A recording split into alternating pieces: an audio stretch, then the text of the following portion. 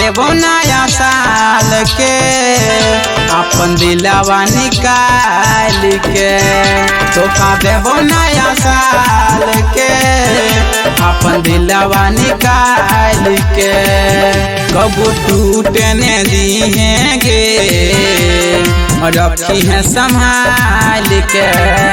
तोहफा देबो नया साल के अपन दिलवा निकाल के। तोहफा देबो नया साल के अपन दिलवा निकाल के। अपन दिलवा निकाल के। अंगिका रिकॉर्डिंग स्टूडियो कोली पूर्णिया बिहार। अपन दिलवा निकाल के।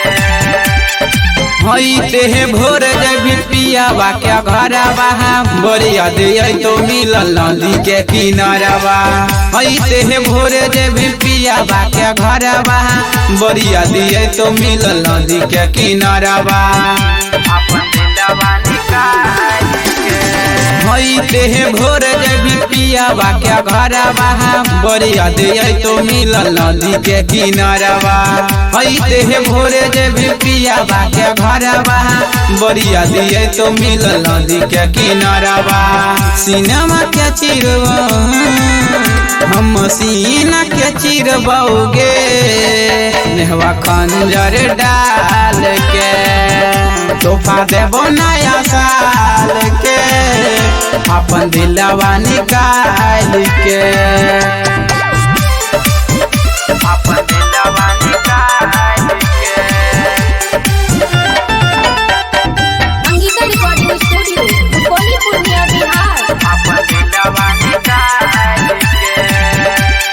खोई छमे लेने जइहे दी होल निशानवा कुहुकी के छुटे मसूदन के परानवा।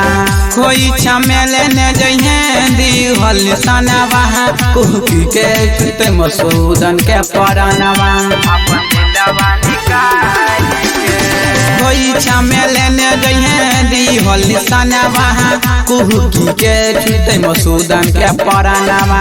खोई छमे लेने जइहे दी होल निशानवा कुहुकी के छुटे मसूदन के परानवा। शंकर जाने छे सुन शंकर जाने छो एक तोहर हाल के। तोहफा देबो नया साल के अपन दिलवा निकाल के।